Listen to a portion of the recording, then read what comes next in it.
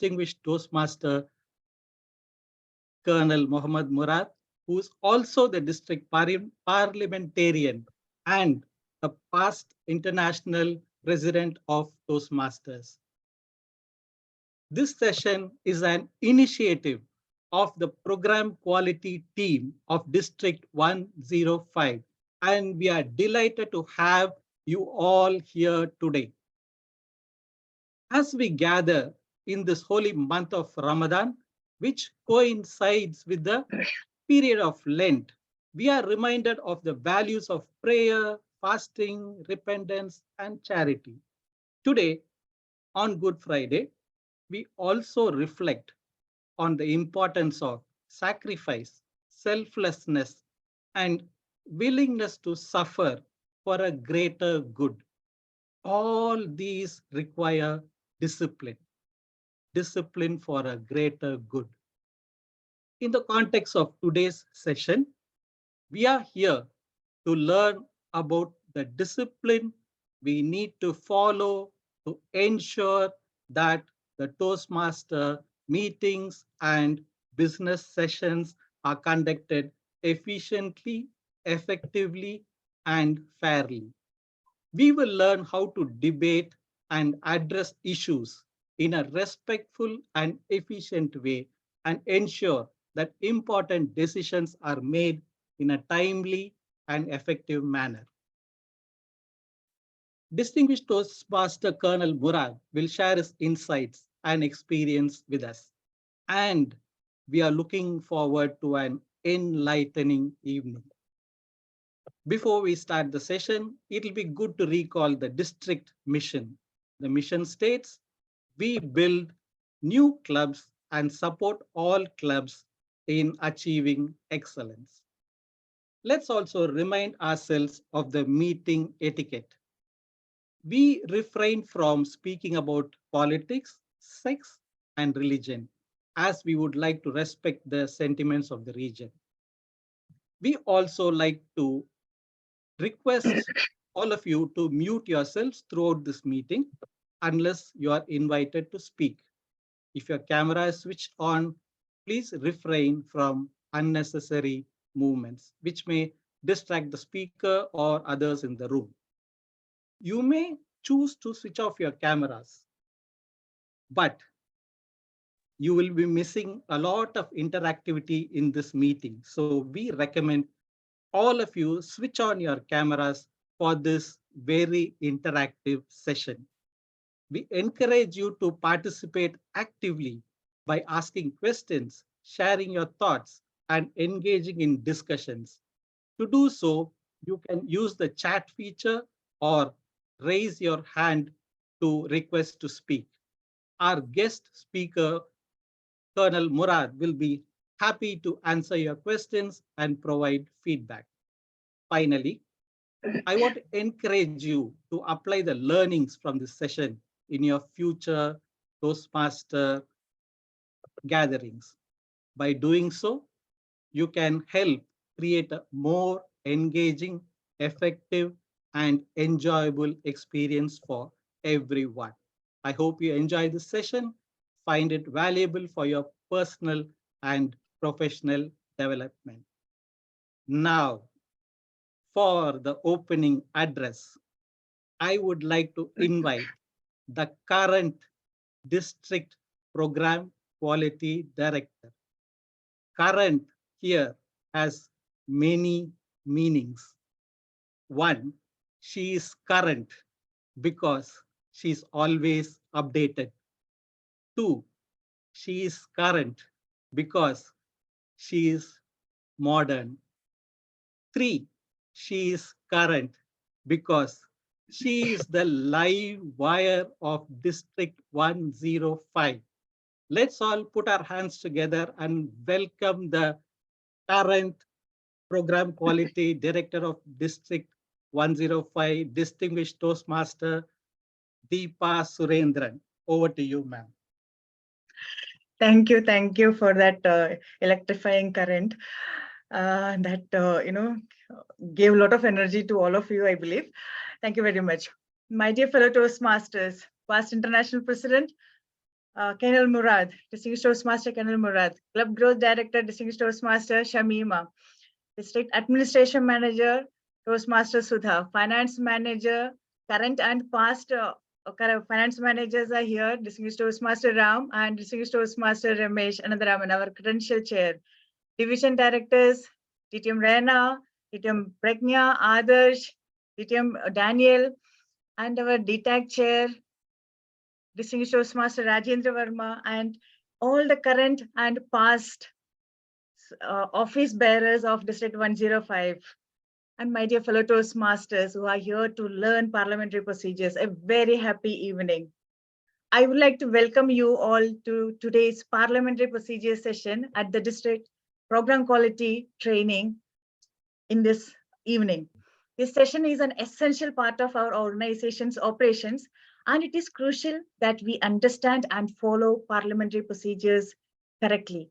We have the privilege of having one of the best in the business, Colonel Mohammed Murad, Distinguished Toastmaster, as our trainer. Thank you very much, Colonel Murad, for supporting us by agreeing to do this session in this holy month of Ramadan. Thank you very much. Colonel Murad is a distinguished member of our organization and a seasoned parliamentarian with years of experience. He is not only a member of District 105, but he has also served as the past international president of Toastmasters International. Now, during this session, Colonel Murad will share his expertise on the correct use of parliamentary procedures. Now, at this moment, I would like to take a moment to apologize for conducting this session on a Good Friday. I understand that this is an important day for many of us, and I hope that this session does not cause any inconvenience or disturbance to your observances. We respect all faiths and beliefs in our organization, and we will do our best to ensure that everyone can observe the traditions without any disruption. On that note, I would like to take this opportunity to wish everyone a blessed and peaceful Good Friday. As we reflect on the sacrifices made by Jesus Christ, let us remember the importance of humility, compassion, and forgiveness in our lives. Let us strive to be better human beings and make a positive impact on the world around us. Now, without further ado, I would like to invite Colonel Mohammed Murad, Distinguished Toastmaster, to begin this session. I urge you all to listen carefully and participate actively in this valuable session. Thank you. With loud round of applause, Colonel Murad. Thank you very much, Madam Current PQD, for the Toastmasters and Master of Ceremonies. Parliamentary procedures. So let's do a show of hands here. And if you could raise your hand electronically, how many people have heard of parliamentary procedures?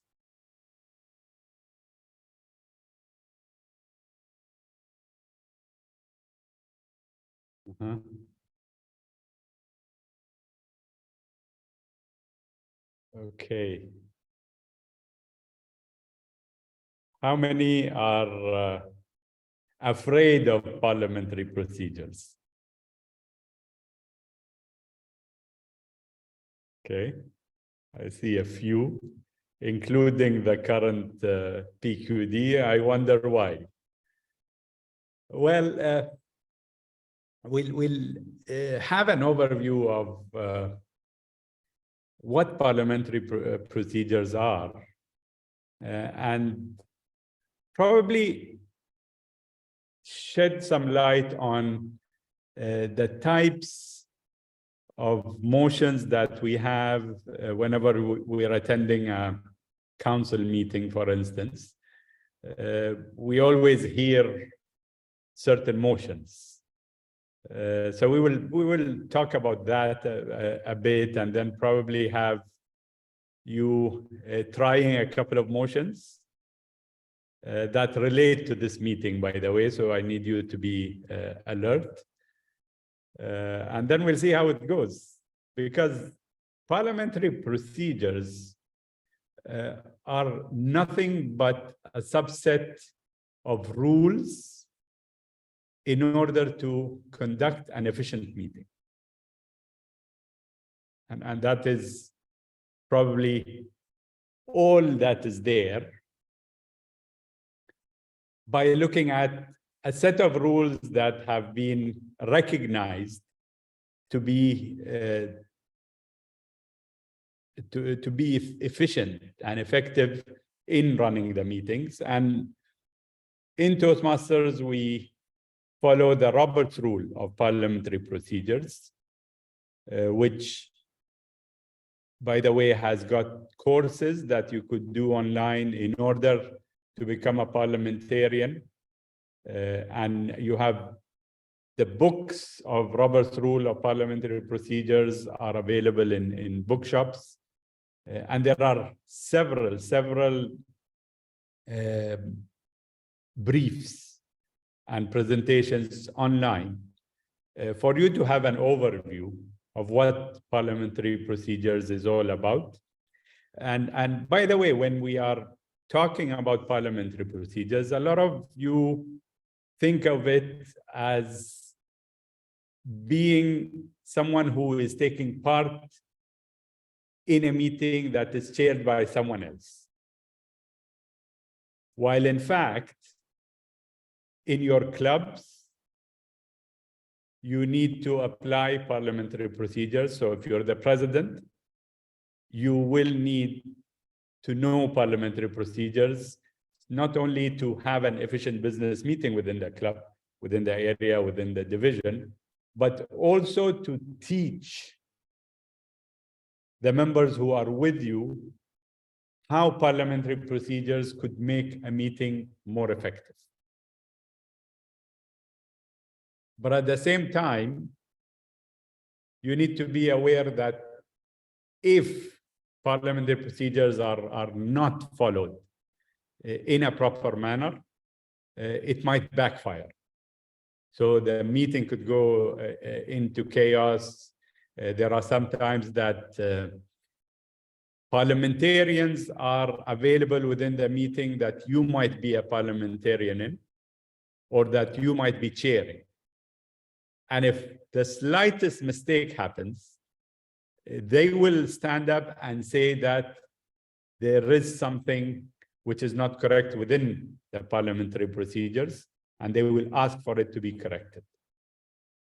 So it's a discipline of making sure that everything is according to the rules. And whenever we talk about Toastmasters, I always mention at the parliamentarian brief in the beginning of any meeting that I am a parliamentarian in, is that the parliamentarian is a facilitator.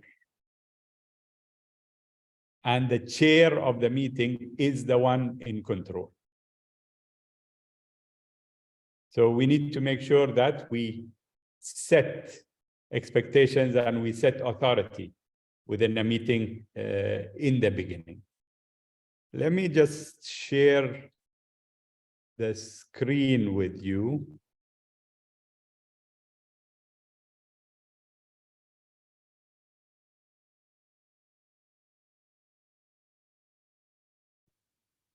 Okay, I'm just...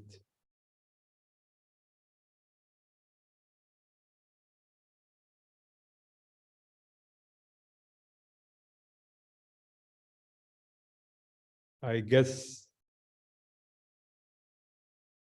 yeah, I'm okay. I'm just giving myself authority to use the share screen. I know Deepa will go ballistic whenever something goes wrong, but it's fine. Can you all see the screen? Yeah? Yes. Yes. Yes. Okay, great. So let's go into it.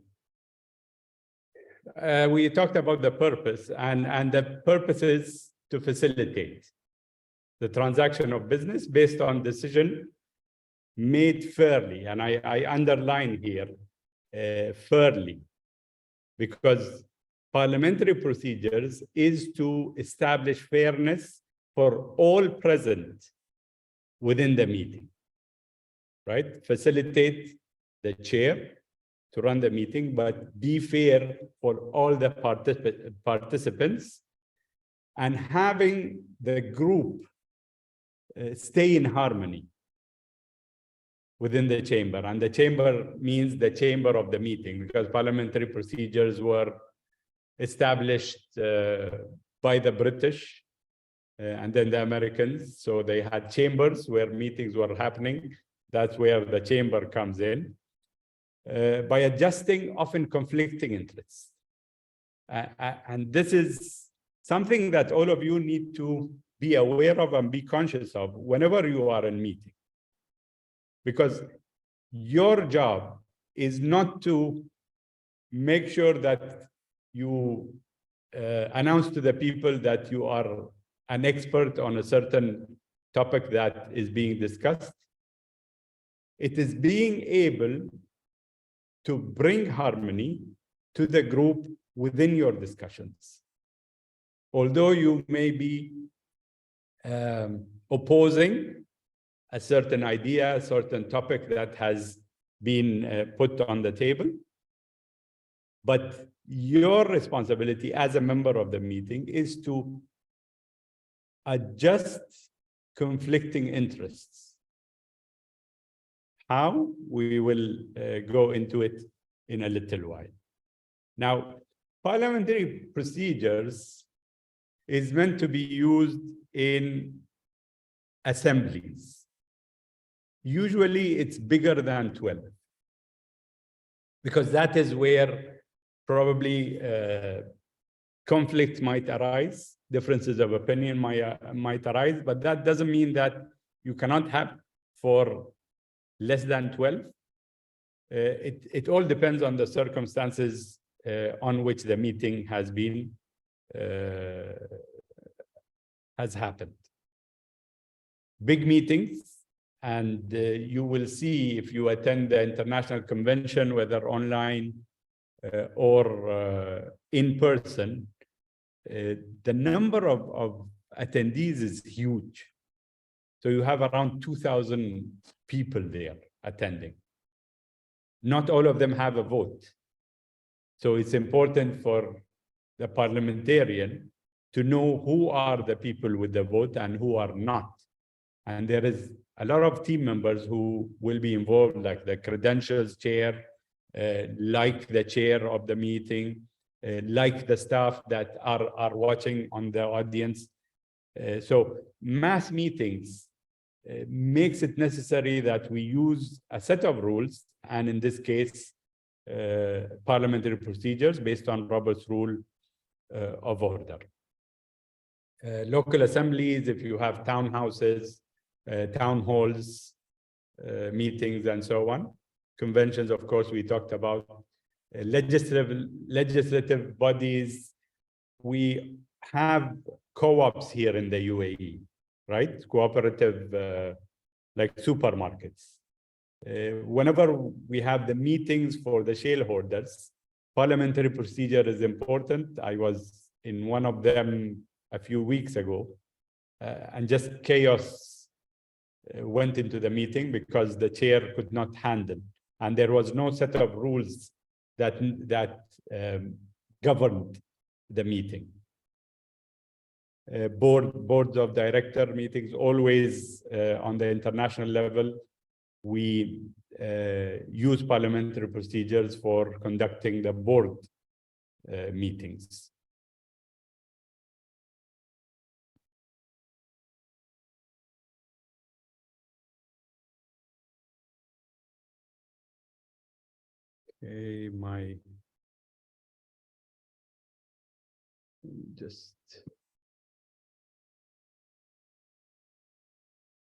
Okay, okay. So what they are not used for, what parliamentary procedures are not used for, is smaller groups, as we said, information exchange meetings. You know, if someone is coming to share some information within a club, for instance, a speaker comes You cannot use parliamentary procedures to introduce the person and then commit him to certain rules and regulations. That is counter to the use of parliamentary procedures. Knowledge exploring meetings, like panel discussions, for instance, like debates. This, you cannot use parliamentary procedures for that because it will hinder the meeting rather than facilitate the meeting.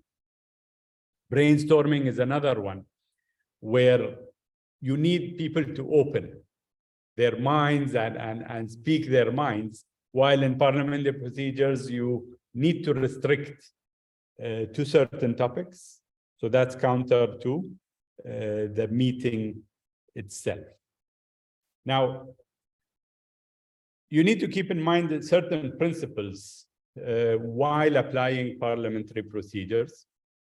And the first one is you need to be able to have a free and fair debate for all. And here lies the responsibility, the big responsibility of the chair of the meeting. Now, if the chair of a meeting is giving someone more time to speak, for instance, than others, then it is the parliamentarian's responsibility, and it's the audience's responsibility to point this out to the chair. The majority rules, and this is where we make decisions, right? In all of our decisions in business meetings, whether it's on the district level or on club level, we need a majority, and we will talk about what kind of majority we need as we go along. But we need a certain percentage of majority that needs to consent whenever we are making decisions. The minority are probably more of a focus than the majority, because they need to have a chance to speak. They need to have a chance to express their opinions equally. Just because, I mean, if you look at the American Congress, I have been watching a couple of Congress meetings a few days ago. If it's Republicans or Democrats, if they have a majority, then they have more say. While the parliamentarian's job is to make sure the minority has the right to be heard. Courtesy and justice, and here I underline courtesy, because there are many times that people are staunch in their opinions, therefore they do not respect the people in front of them. They do not respect the chair. And parliamentary procedures establishes that there has to be courtesy in the way that we talk, in the way that we approach the topics up for discussions. So courtesy and justice for all is another important aspect. Consideration of one subject at a time. Whenever we are in council meetings, we always emphasize that do not go out of the topic that is being discussed at that moment. And there are some exceptions to that rule. I will take you through them. But in general, we are considering one subject at a time. All the time, whenever we are making decisions, the decisions will need to be written down rather than memorized. Therefore, the role of the secretary becomes very important, where the chair hears the motion, repeats the motion, and then there are discussions, and at the end, there is a decision whether to adopt the motion or not, right? So it's important that the motion is written down in the format that it has been produced, so there are no confusions. Now, within parliamentary procedures, there are main motions, and those are the motions that are introduced right at the beginning. Right, so they are called the main motion, and probably most of the time we are only preview to the main motion. There were a few times that there were amendments, which is a subsidiary motion to the main motion. Now, what does the main motion entail? The members make a motion after obtaining the floor. Now, what does that mean? That means any member who would like to make a motion, and there are some times that the chair will announce that the chair will entertain a motion for such and such. Therefore, the motion has to come from the members who have votes. Now, there is an exception to that, where if a report is presented by a committee, then there is a motion, but it's by the chair of the committee or the person presenting the report, which is a bit different than any member proposing a motion. Now, a second is very important in any main motion. And why did this second come in Robert's Rule of Parliamentary Procedures? And the reason is very simple, is that once a motion is proposed, it is important that the room or the chamber knows that there is at least one more person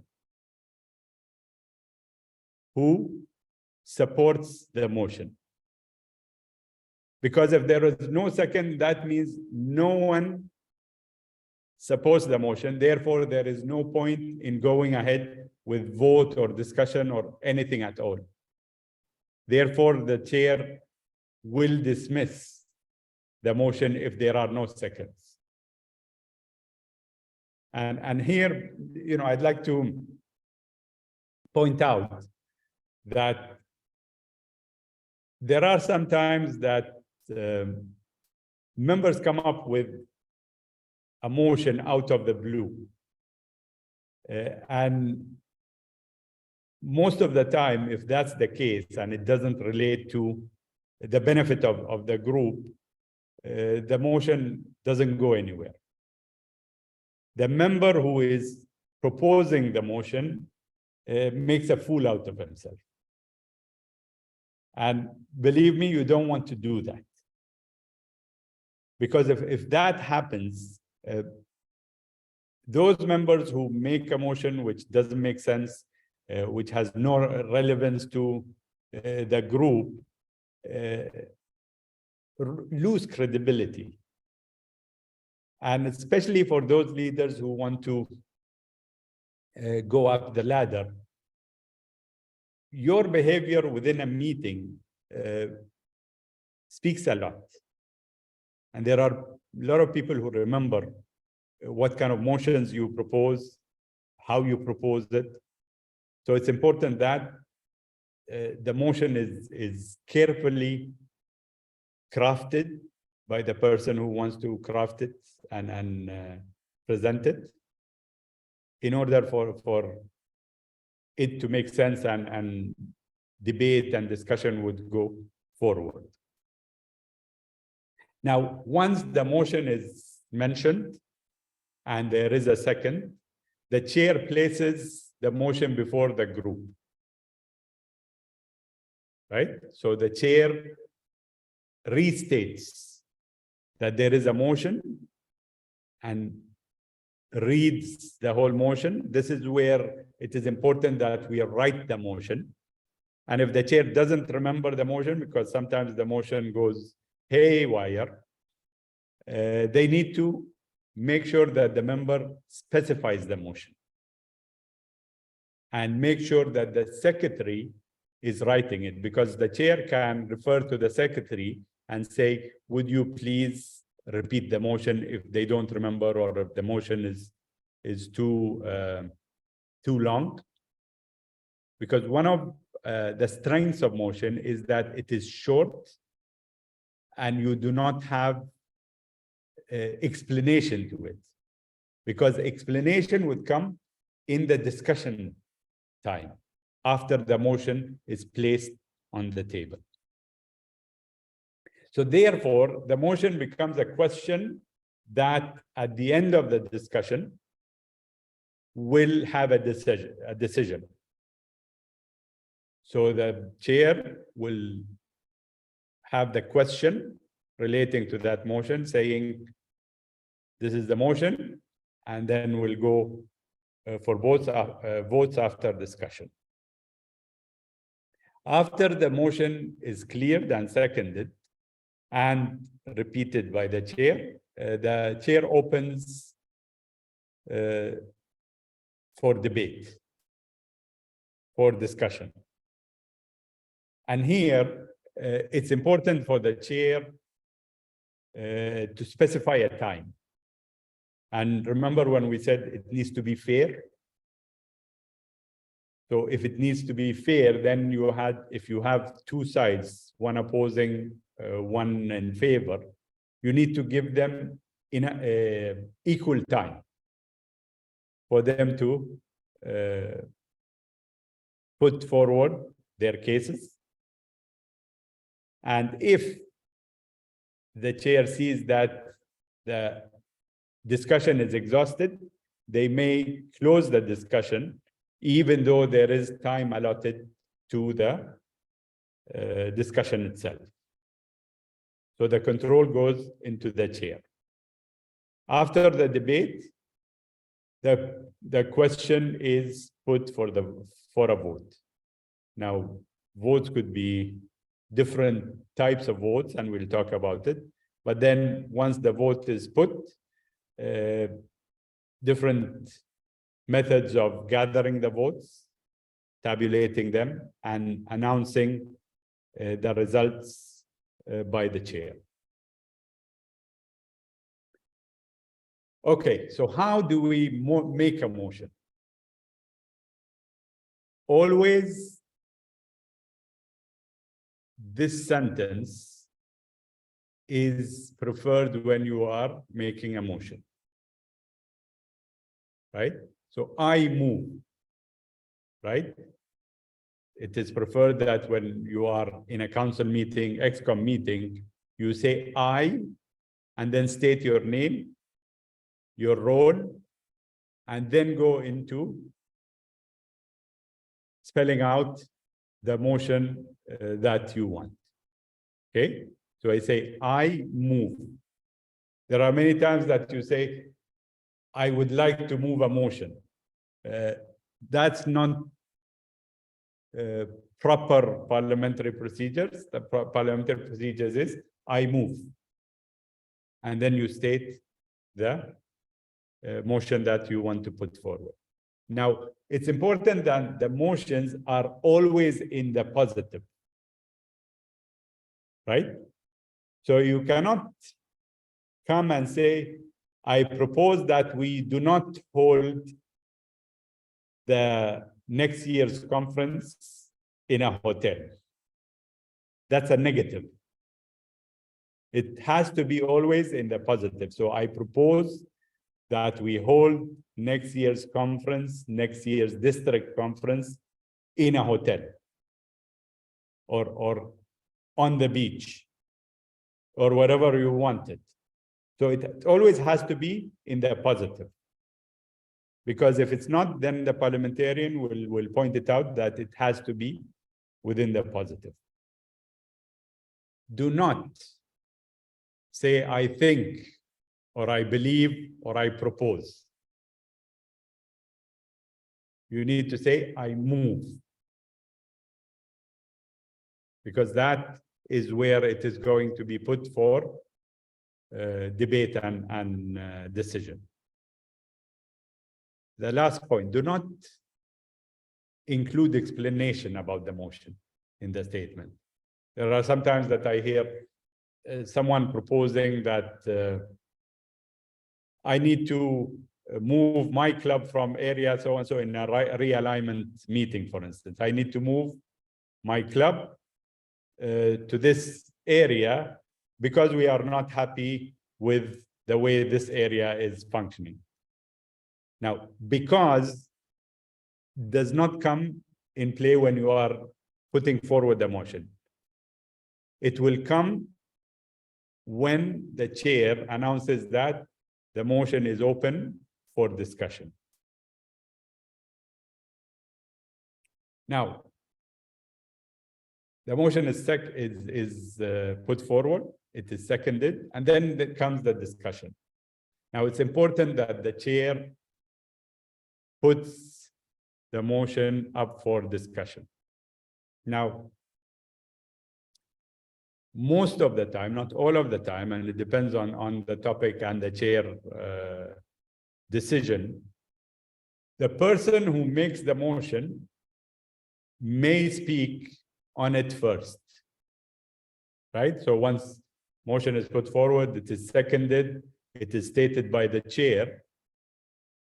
The chair asks the person who has made the motion to speak, either to explain or put across their point of view. And this is not obligatory, but the chair will ask the person who has moved the motion to speak first. Now, it's important to understand that whenever the discussion is happening, we do not talk to each other. All discussions are directed to the chair. Even if you have a question, you ask the chair,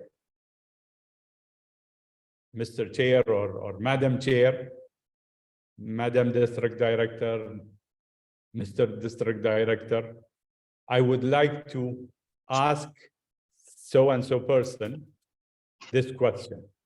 And it's up to the chair to decide if they will allow it or not. And most of the time, the chair will explain why or why not, if they decline. Now, the debate is confined to the merits of the motion currently under consideration. Right? Only one topic at a time. Very important. Okay, we have someone who has their mic on and is speaking.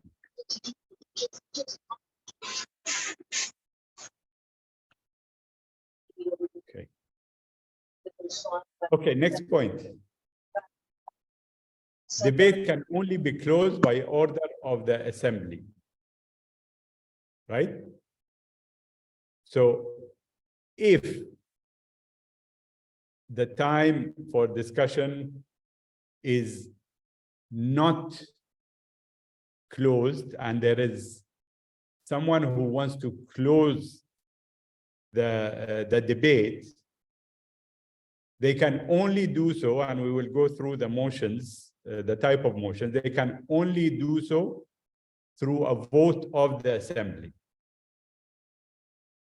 Right? So you cannot just close the topic or the motion if the assembly does not want it, even if the chair wants. By the way, let me tell you this, and the assembly, the members who hold the votes, can take the meeting in any way they want. Right? So the chair is in charge of the meeting, but the assembly can take the meeting in any way they want.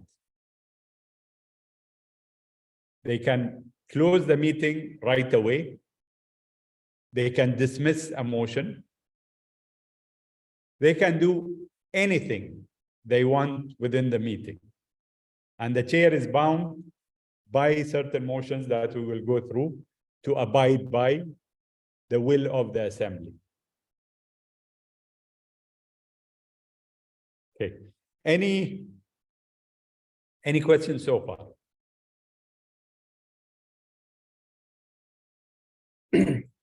I have one question.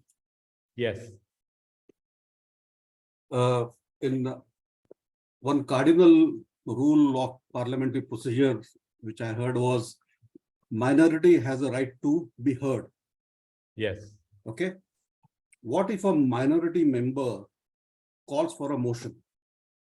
And but since he is a minority member, he doesn't have anyone to second that motion. So in which case, what will chairman do?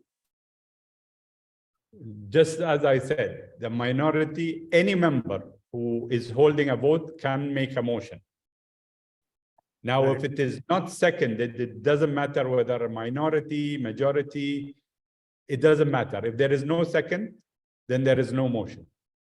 Okay. Now, minority doesn't mean they are only one person, right? Minority means they can be 5, 6, 100 out of 2,000. But if they don't have a second, the motion does not go through to be discussed. Ramesh, you have your hand up. Yes, sir. 2 questions. Mm-hmm. Number one, if, for example, in a Toastmasters meeting, Mm-hmm. parliamentarian's responsibility, does it stop with ensuring that a parliamentary procedure is followed, or is the person also responsible to ensure that the TMI rules are followed? For example, something which a motion should be passed, which is in violation of the TMI rules. So is it a parliamentarian's responsibility to stop and say that this is in violation of the appropriate rule? That was number 1 question. And number 2, when you said that, okay, the debates, you said you can put a time limit for the debates. Can you put a time limit for the debates? And can you, as a parliamentarian, say that, okay, there is somebody who has spoken for the motion. I want the next person to be somebody who is against the motion. Regarding the first question, probably I should have mentioned it in the beginning. Parliamentary procedures are used to run meetings, right, and make decisions. But the governing documents, the bylaws, policy procedures are paramount within Toastmasters. So anything that negates or is not in line with the governing documents, they are not considered, right? So we run meetings by referring to our governing documents. But the tools to run the meeting successfully is parliamentary procedure. So they are not paramount over the governing documents of Toastmasters International. So as a parliamentarian, can this be highlighted to say that, okay, this is in contravention to the governing documents?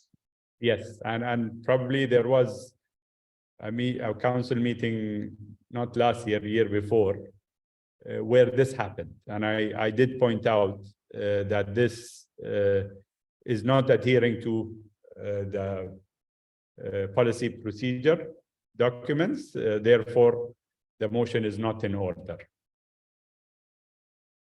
But then the parliamentarian will not point it out to the public, rather point it out to the chair, and the chair would make the final decision. Because it's not the parliamentarian running the meeting, it's the chair running the meeting. and the parliamentarian will inform the chair most of the time, unless the chair asks the parliamentarian to speak on the topic of discussion or if there is a conflict. Thank you, sir. Now, the other question? Other question was in terms of the time for the debate, and can you ensure that, for example, how the minorities ensure they are heard? Can, as a parliamentarian, if all the speakers are, for example, for the motion, multiple speakers, and you are getting to an end of a time for a debate, can a parliamentarian request to say that, okay, the next speaker is somebody who is, if there is somebody who is against the motion? See, the time for the discussion is probably laid out and planned prior to the meeting itself by the chair, in consultation with the parliamentarian, in consultation with other ExCom or council members as per the agenda itself. So it's laid out to be fair, and most of the time you will see that discussions are invited to be alternate. So if it's a healthy topic that we know that it is going to be discussed heavily, we allot time to it, and then allot time within the time for speakers for and against, and they alternate speaking for and against. Therefore, there is fairness. You know, there's one for, one against, one for, one against, until the time is exhausted. Then the chair looks whether there is further discussions that are not repeated over and over again. And that's important that the chair mentions that do not repeat the topic that has been put forward by other members. Once the chair feels it's a comfortable place where enough discussion has been done, they can go for the vote. And again, and we will look at some of the motions where a member could put forward a subsidiary motion that would close the discussion, and then we go for the vote. And if the assembly wants to close the discussion, they can close the discussion. Similarly, a member can put forward a motion for extending the discussion. And if the assembly wants to extend the discussion, then it's fine. Now, the chair here would need to evaluate whether they need to explain a bit of whether it needs to be there or not. But then, as I said, the assembly has the upper hand. Now, if someone proposes to extend and there was no second, then the motion doesn't come. Even if there was a second and the vote says that we don't want to extend, then the discussion stops. Right? Thank you, sir. Colonel, can the chair propose a motion or second a motion? No, the chair cannot propose a motion. As I said, if a report is presented by a committee, then and it happens that the chair is presenting, then maybe they can propose, but on behalf of the committee. But it is preferred that the chair does not involve themselves in putting forward the motion. They may announce that we will entertain a motion on this and then wait for someone to propose. Any other questions? Okay. Some tips on what the chair should do, and will not take so much of time there. discussion will not start until the motion is very clear for everyone, right? And it's the chair's responsibility to make sure that this is done. The chair is not allowed to enter the discussion, and this is following up on the question that whether they can propose or not. They are not even allowed to enter the discussion in order not to create the bias, because the chair has a very powerful position within the meeting.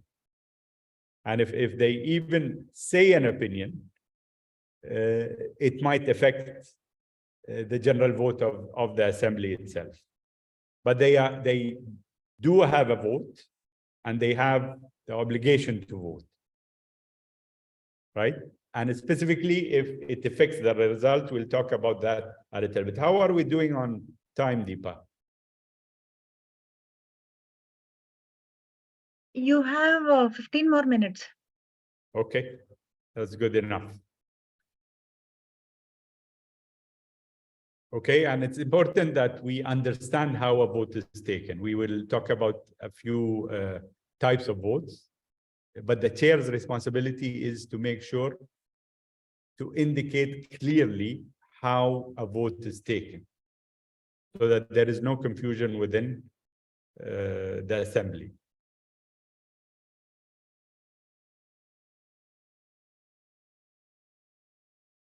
Okay, so these are the types of votes that the chair can ask for.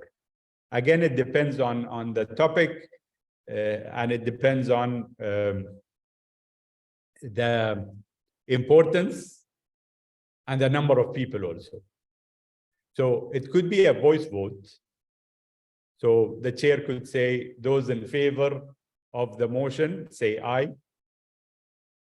And then voices come out. And then those against the motion, say nay. And then some more votes come out. And usually, when it's split, you will see one group that has a higher voice, and they think that will make the chair think that they are the winners. But the chair needs to be careful, because if it's equal number of votes or almost equal number of voices, both against and for, then they need to go to the next one. And there is another type of vote, which is by rising. That means by standing, right? So the chair say, those in favor, please rise. So he or she can see the people who are standing for the vote or against the vote. And the chair can make a decision depending on the view. And there is another type of vote, which is show of hands. So say people saying aye, raise your hands. People saying nay, raise your hands. But this is not good for a large assembly, because you cannot make out. And also, the same person who is saying aye will say nay, so they can raise their hands in both places. Some people raise both their hands. So it's not a good way if it's a large assembly.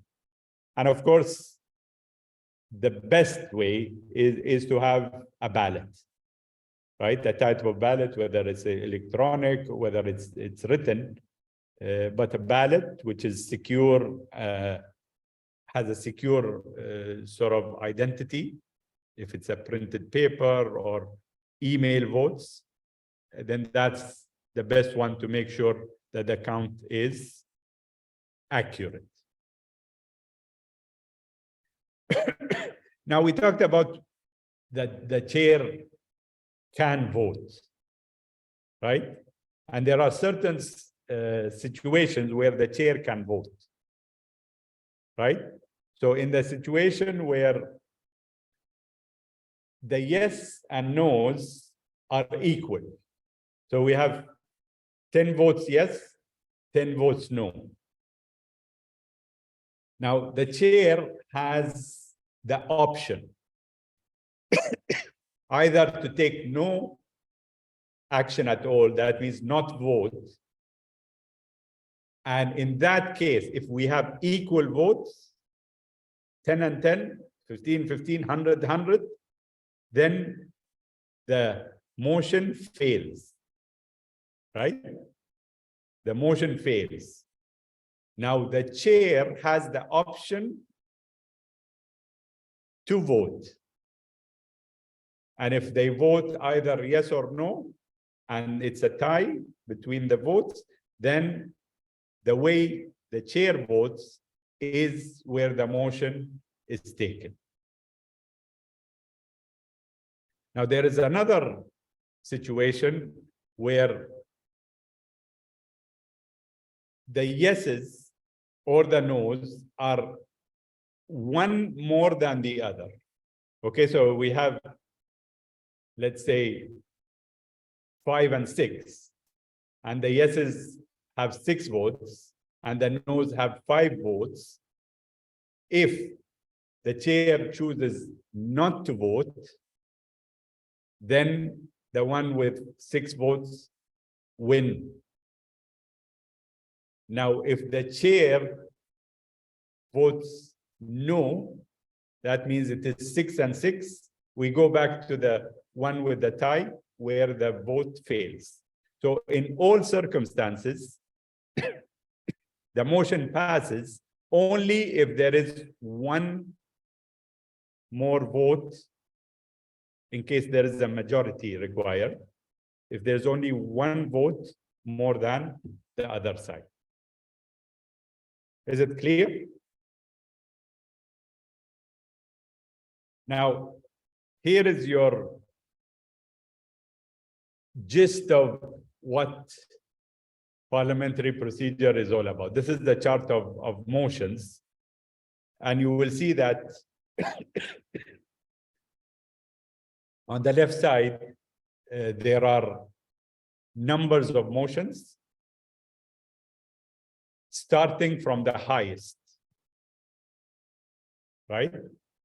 So starting from the highest rank within the motions, going to the lowest.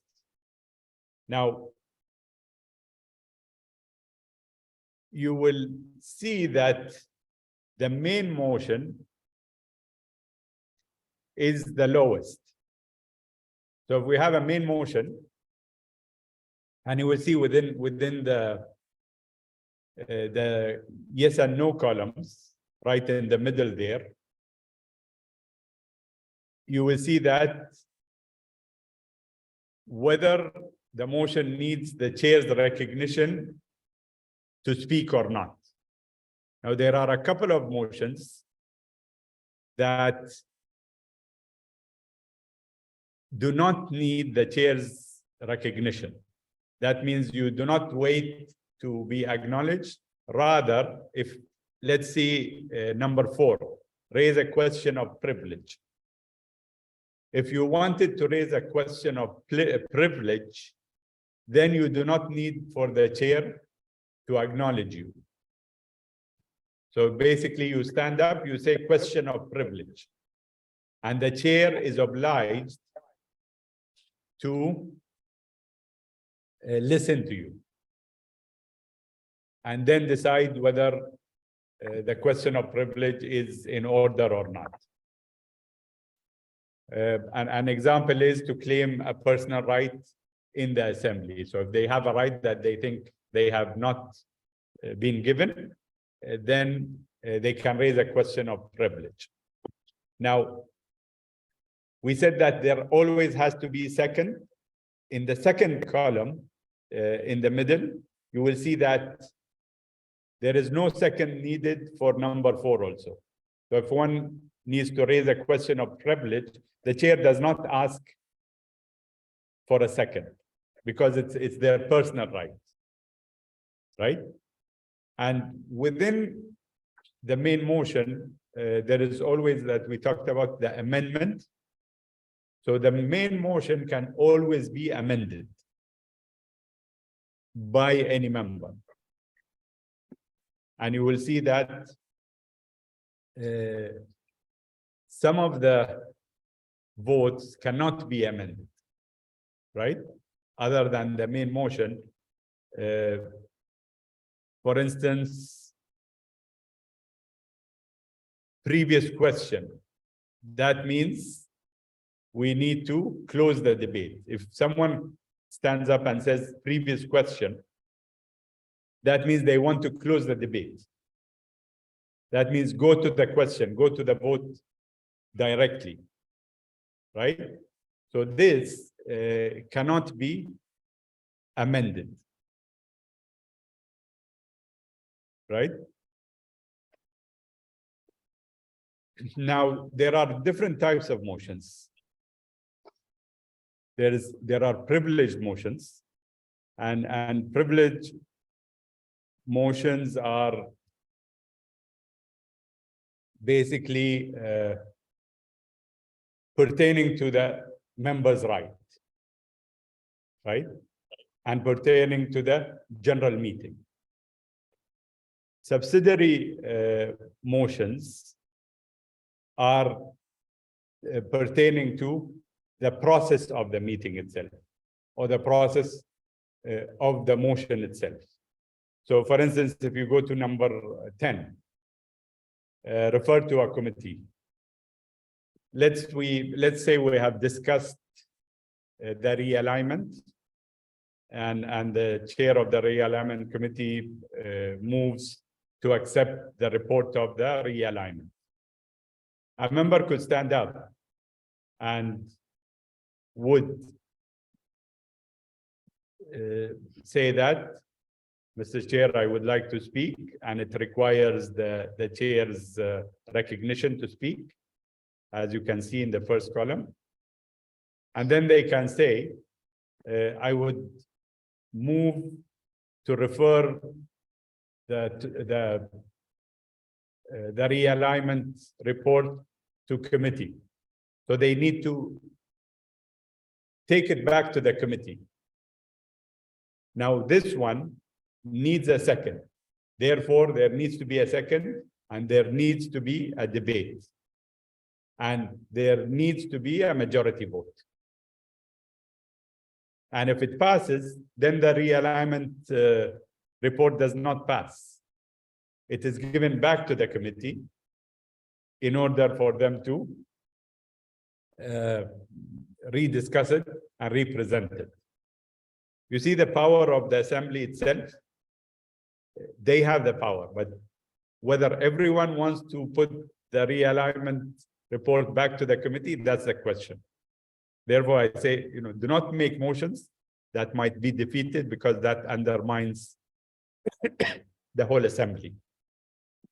Now, in the required vote column, you will see that there are some votes that require 2/3. 2/3 votes, not majority, not 50% plus 1.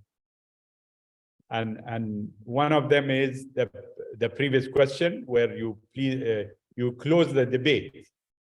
Now, if you don't get a 2/3, and if the parliamentarian does not recognize that it needs a 2/3, the chair might go for 50%, which is not correct. So it's important for us to understand which votes need majority and which votes need 2/3. And that is spelled out in our Toastmasters policies and procedures, the votes that require 2/3. Right? There are incidental votes. Again, with the table, you have whether it needs chair's recognition or not. And most of them do not need the recognition of the chair, because it is about asking questions, clarifying questions, talking about the order of the meeting, whether everything is in order according to the agenda, we are skipping a point. These all can be brought up within the assembly, right? And you have the explanation of what the motions are all about under the page. You can take a screenshot of this if you wanted, because this is important for you to understand what kind of motions are there and what do they pertain to. Yes.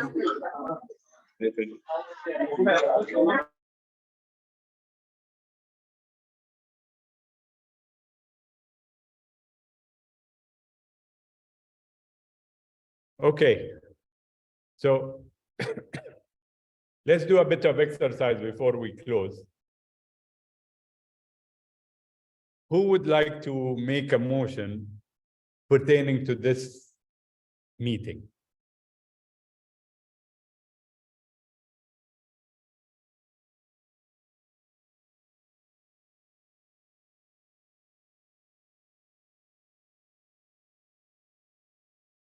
Any volunteers? Otherwise, I will choose.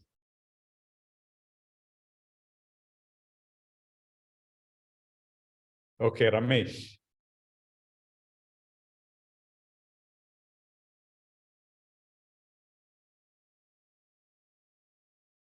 I can't hear you, Ramesh.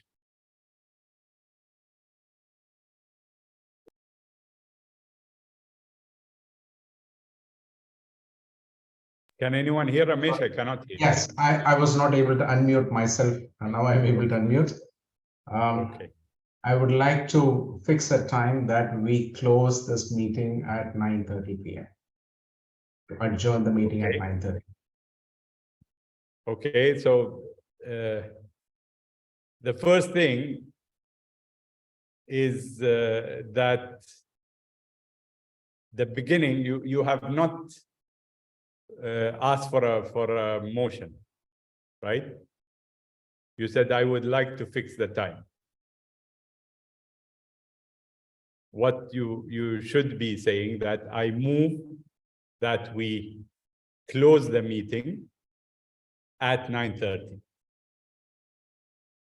Right, so the I move is important, that is a motion that you are putting forward. So let's say I'm the chair, and I state that Ramesh has put forward a motion to close the meeting at 9:30. Any seconds?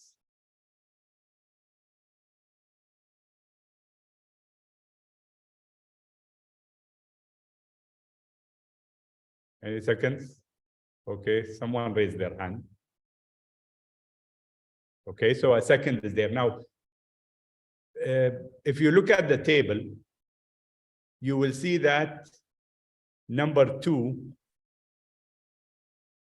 is, in the table, is to adjourn. So ideally, to adjourn needs the chair's recognition to speak. Says yes. It needs a second. Therefore, I ask for a second.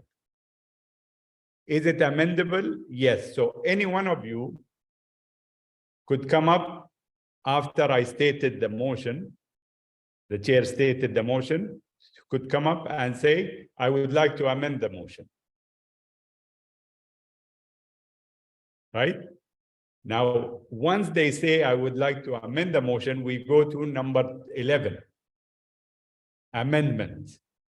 And we look whether an amendment needs a second. We say, yes, it needs a second. Therefore, the chair asks for a second for the amendment. Okay, so could I have someone calling out a request for amendment?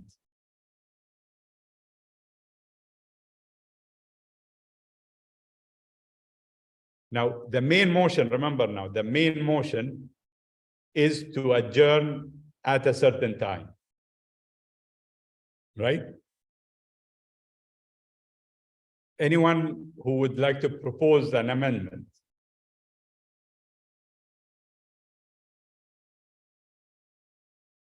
Okay, go ahead. Yeah. Paresh.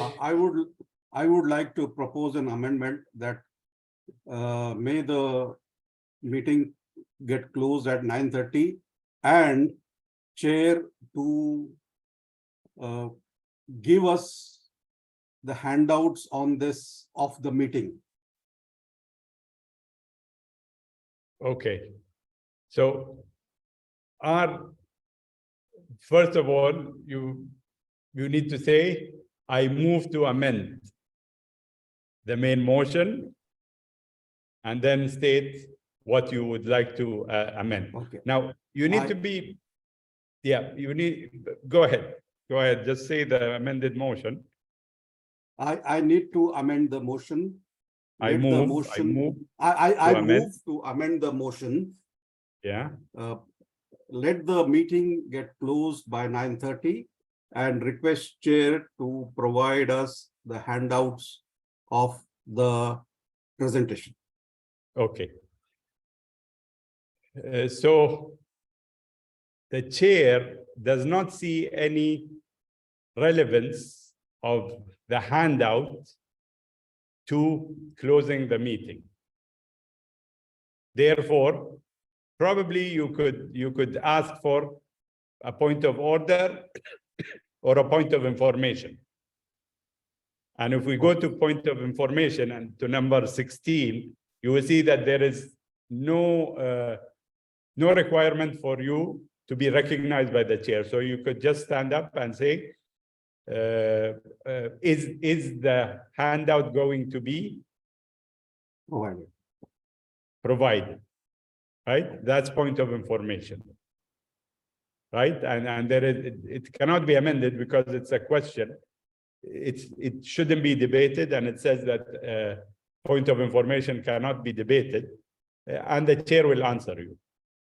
Okay. So this is what I say. You always need to be careful of what motion you are putting forward, how you are presenting it, and it has to be very specific with no two topics within the same motion.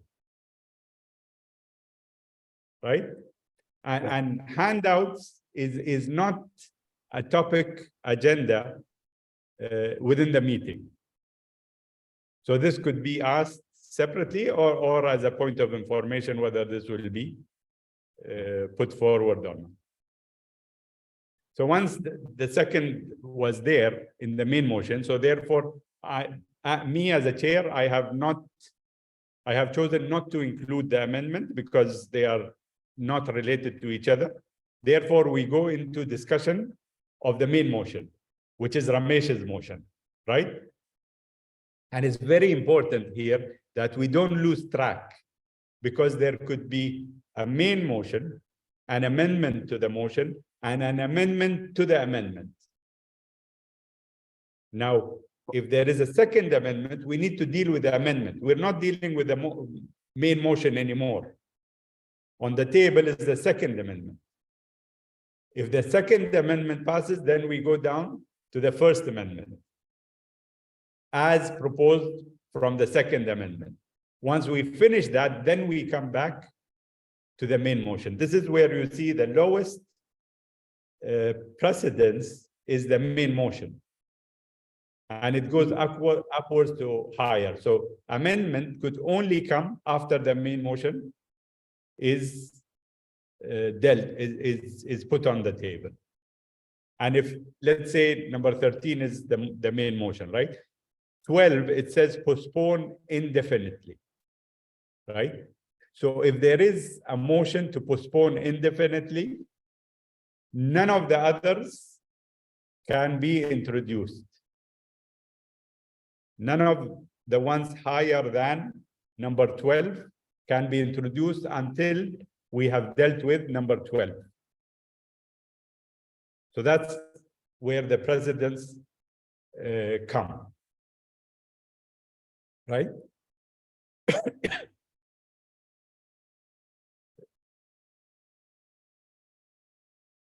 Okay, any questions? So let's deal with the main motion. It has been debated, let's say, and then we want to put it to the vote. So that chair can say, are we ready for the question? And then he or she states the main motion is for the meeting to be closed or adjourned at 9:30. And then we go for the votes, right? Now, once the vote is done, and let's say that the assembly accepted the motion to close the meeting at 9:30. Anyone could come up after the motion is done with, is voted on, and could ask for it to be appealed or rescinded or reconsidered. Down at number 22 or 23, anyone could come and say, I want to rescind the past motion.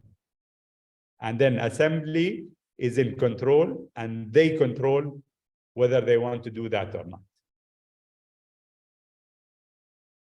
But then if we don't understand this framework, it will be very difficult to run the meeting by people not understanding things, but they want to make a point.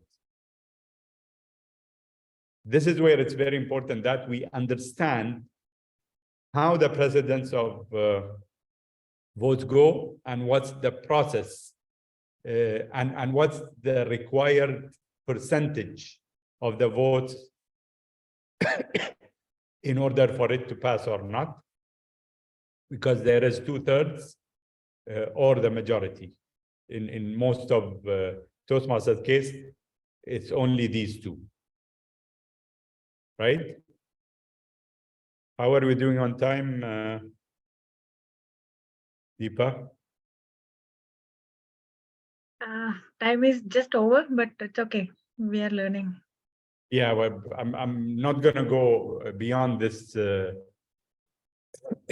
this slide, and I will send you the notes if you want it, Sure. so that you can give it to the attendees. Okay. I'll just take a few questions of any sort on the topic. Nisha is, yes.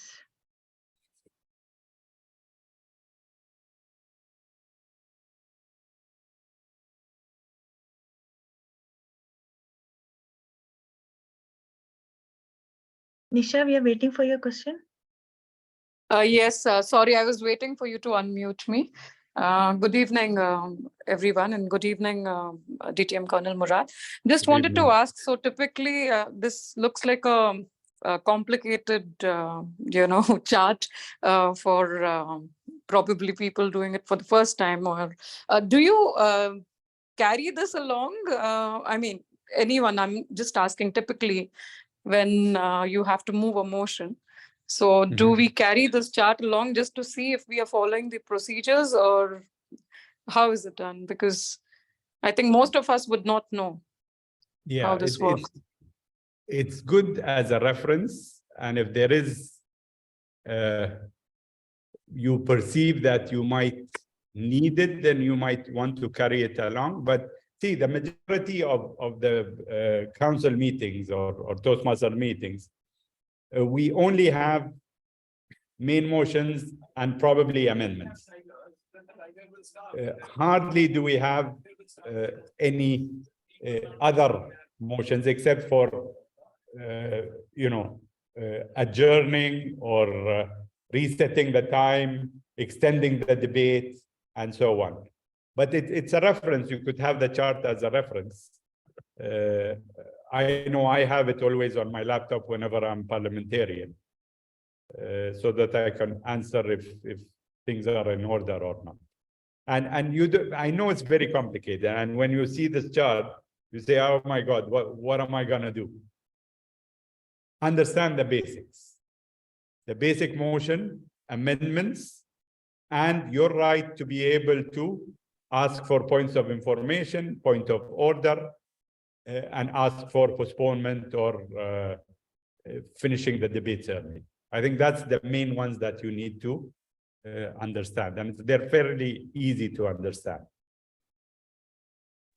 Yeah, thank you so much. I think the chair probably is educated on this, or typically for a chair to take this, I think makes more sense than the others, because he can say, okay, you can amend this motion, you can, get the majority or whatever.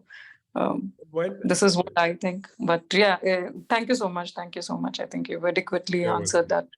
Thank you. I'm the parliamentarian, and I don't remember most of them by heart.